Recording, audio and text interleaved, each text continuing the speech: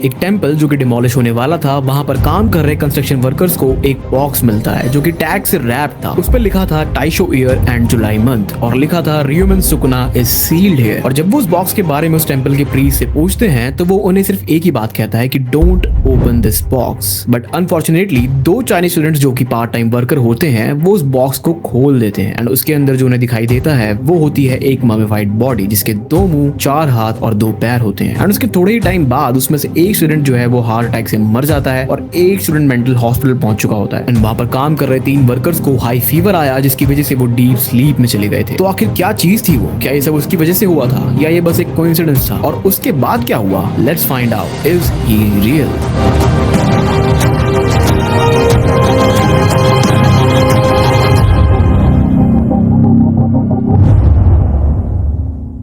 साल 2000 में जापान की एक सोशल मीडिया वेबसाइट 2chan पर एक थ्रेड स्टार्ट हुआ था जिस पर लोग स्ट्रेंज और स्केरी स्टोरीज पोस्ट करते थे। अब इसी थ्रेड पर एक बंदे ने 2005 में ये स्टोरी पोस्ट की थी। इवाटे प्रीफेक्चर में एक पुराना टेंपल था जो कि डिमोलिश होने वाला था और वहां पर काम कर रहे कंस्ट्रक्शन वर्कर्स को 2 मीटर बड़ा वुडन बॉक्स मिलता है। वो बॉक्स काफी पुराना लग रहा था और जो उसकी वुड थी वो भी सड़ने लगी थी और उस पर टैग्स लगे हुए थे जिस पर लिखा था Taisho year July Ryomen Sukuna in sealed. अब उस टाइम तो उन वर्कर्स ने उस बॉक्स को नहीं खोला और उसके कॉन्ट्रैक्टर ने कहा कि वो इस बॉक्स के बारे में उस टेंपल के प्रीस्ट से पूछेगा और वो लोग उस बॉक्स को एक पास के एक टेम्पररी से बने घर के अंदर रखकर चले जाते हैं। अब अगले दिन जब वो बंदा टेंपल की साइट पर जाने वाला होता है तो उसे कॉन्ट्रैक्टर का फोन आता है और वो उसे बोलता है कि उसने प्रीस्ट से उस बॉक्स के बारे में पूछा था और प्रीस्ट ने उस बॉक्स को खोलने से मना किया है और वो खुद आके उस बॉक्स को संभालेंगे। प्रीस्ट इस बात को लेकर काफी सीरियस था तो उस बॉक्स को मत खोलना। तो वो बंदा ये सब सुनकर अपने कोवर्कर को फोन करता है जो कि ऑलरेडी डिमोलिशन साइट पर होता है एंड वो उसे उस बॉक्स के बारे में पूछता है। तो उसे पता लगता है कि 2 चाइनीज स्टूडेंट्स जो कि इनकी कंस्ट्रक्शन कंपनी ने हायर करे होते हैं एज अ पार्ट टाइम, वो उस बॉक्स को खोल चुके होते हैं विदाउट परमिशन। और वो ये सब सुनकर जल्दी से उस साइट पर पहुंचता है और वो देखता है कि वहां पर ऑलरेडी भीड़ लगी हुई है और 2 Chinese student state of shock में बैठे हुए हैं। ना वो कुछ बोल पा रहे हैं ना ही वो कोई रिस्पॉन्स दे रहे हैं। और वहां पर खड़े लोगों ने काफी बार ट्राई किया उनसे सवाल वगैरह पूछने का लेकिन उनका कोई भी रिस्पॉन्स नहीं था। इवन दो उन्हें जापानीज बोलनी आती थी वो भी अच्छे से। अब उस बॉक्स के अंदर जो ममीफाइड बॉडी थी उसके 2 मुंह, 4 हाथ और 2 पैर थे। वो बंदा देख के समझ जाता है कि ये शायद साइमीज ट्विंस की बॉडी है जो कि डिफॉर्म चिल्ड्रन होते हैं। उसके बाद साइट पर प्रीस्ट और उसका बेटा आते हैं और प्रीस्ट आते ही पूछता है कि क्या बॉक्स खुल चुका है और अगर बॉक्स खुल चुका है तो सब कुछ खत्म हो चुका है। We are doomed. इसके बाद वो प्रीस्ट अपने बेटे पर चिल्लाने लगता है कि मैंने तुझे बोला था इसको क्योटो के टेंपल में ट्रांसफर करना है और तूने नहीं किया और अब देख क्या हो गया है। अब इस टाइम पर वो 2 जो चाइनीज स्टूडेंट्स थे जिन्होंने बॉक्स खोला था वो ऑलरेडी हॉस्पिटल पहुंच चुके थे। ये सुनकर प्रीस्ट कहता है कि उनके लिए तो बहुत देर हो चुकी है, अब वो शायद ही बच पाएंगे, लेकिन मैं तुम्हें एक्सरसाइज कर देता हूँ वहां पर जो बंदे खड़े हुए थे उनको। और उसके थोड़े टाइम बाद खबर आती है कि उनमें से एक स्टूडेंट हार्ट अटैक की वजह से मर गया और एक स्टूडेंट जो है वो मेंटल हॉस्पिटल पहुंच चुका था। और उसके साथ साथ वहां पर जो काम कर रहे 3 वर्कर्स थे उनको बहुत तेज फीवर आया और वो बेड रेस्ट पर चले गए। और इवन जो ये बंदा है जिसने स्टोरी पब्लिश करी थी उसके पैर में कील घुसने की वजह से उसे 5 टांके आए और वो भी इतना ही कंफ्यूज था जितना कि अभी आप लोग हैं। तो वो कुछ सवालों के जवाब ढूंढने में लग गया। सबसे पहले उसने प्रीस्ट को कांटेक्ट करने की कोशिश करी बट प्रीस्ट ने उसे कंप्लीटली इग्नोर कर दिया। लकीली उसे प्रीस्ट के बेटे का नंबर मिल जाता है एंड प्रीस्ट के बेटे से उसे पता लगता है कि टाइशो पीरियड में एक कल्ट एग्जिस्ट करता था जिसका लीडर था मोनोनोबे टेंगोकू एंड वो बहुत ही ज्यादा ट्विस्टेड इंसान था। उसने उस टाइम के सर्कस से काफी डिफॉर्म लोगों को खरीदा जिसमें से ये साइमीज ट्विंस भी एक थे।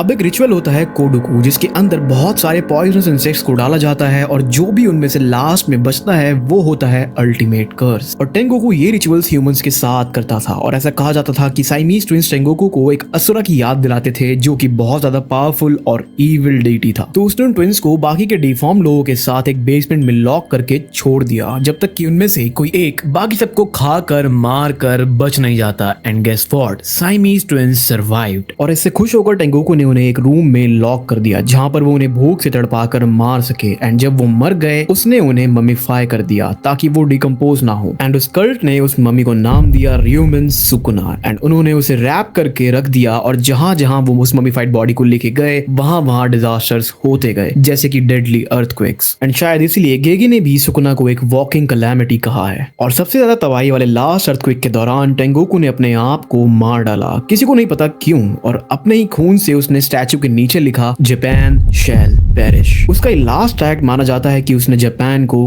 कर्ज करा। और इस स्टोरी को अगर ध्यान से देखा जाए तो गेगे ने काफी इंस्पिरेशन ली है सुकुना के लिए। ऐसे कई सारे रेफरेंसेस हैं जो कि हमें एनिमे के अंदर भी देखने को मिले हैं। फॉर एग्जांपल JJK के फर्स्ट चैप्टर में एक र्यूमर्ड जगह जिसके अंदर कंस्ट्रक्शन का वर्क चल रहा था, एक बॉक्स जो कि लोगों को मिला जो उन्हें ओपन नहीं करना चाहिए था, लेकिन फिर भी उन्होंने ओपन करा, और उस बॉक्स के अंदर ममीफाइड बॉडी के पार्ट्स होना। और कहानी सिर्फ यहीं पर खत्म नहीं होती है। निहोन शोकी द क्रॉनिकल्स ऑफ जापान, ये एक हिस्ट्री बुक है जो कि 720 AD में लिखी गई थी। इस बुक के अंदर सुकुना को एक as a Japanese yokai demon की तरह डिस्क्राइब करा गया है जिसने बहुत सारे लोगों की जान ली। और इस बुक के हिसाब से र्यूमन सुकुना के 2 मुंह, 4 हाथ और 4 लेग्स थे, एंड वो 2 स्वॉर्ड्स, बो एंड एरो से बैटल करता था, और वो बहुत ज्यादा पावरफुल था। बट इंपीरियल किंग ने उसे मरवा दिया टाके फुरुकुमा के हाथों, क्योंकि वो इंपीरियल किंग के अगेंस्ट था। सुकुना जापान के गीफू प्रीफेक्चर से था, एंड सरप्राइजिंगली गीफू प्रीफेक्चर में सुकुना को एज अ डीमन नहीं बल्कि एज अ लोकल हीरो माना जाता है, क्योंकि उसने एक जहरीले ड्रैगन को अकेले मार गिराया। लोग उसे बहादुर हीरो की तरह देखते हैं जिसने वहां के लोगों को प्रोटेक्ट किया। लोग उसे अनडाउटेडली एक ग्रेट वॉरियर मानते हैं गीफू एरिया में। एंड मे बी ऐसा हो सकता है कि सुकुना रियलिटी में एक अच्छा बंदा हो, पर वो इंपीरियल किंग के अगेंस्ट था तो उसे एज अ इविल पोर्ट्रे करा गया। एंड आफ्टर ऑल ये बुक भी इंपीरियल किंग की फैमिली ने ही लिखी थी, so it might be a possibility. And lastly अगर हम देखें, गेगे ने काफी इंस्पिरेशन जापानीज माइथोलॉजी से भी ली है, जैसे कि सुकुना की cleave and dismantle technique, and real Sukuna की 2 स्वॉर्ड्स, सुकुना का fire arrow and real Sukuna का बो एंड एरो। एंड कोडो को जो रिचुअल मैंने आपको भी एक्सप्लेन किया था, सिमिलर चीज केंजाकू ने कल इन गेम में करी, सभी स्ट्रॉन्ग सॉर्सरर्स को आपस में लड़वा के, ताकि सबसे स्ट्रॉन्गेस्ट सॉर्सरर ही सर्वाइव कर पाए। और केंजाकू खुद भी टेंगोकू का डिपिक्शन लगता है, क्योंकि केंजाकू ने बहुत सारे ट्विस्टेड रिचुअल्स से चीजें करी हैं। सिमिलैरिटीज काफी हैं। एंड ये थी सुकुना की story. If you like the video, don't forget to subscribe for more such content.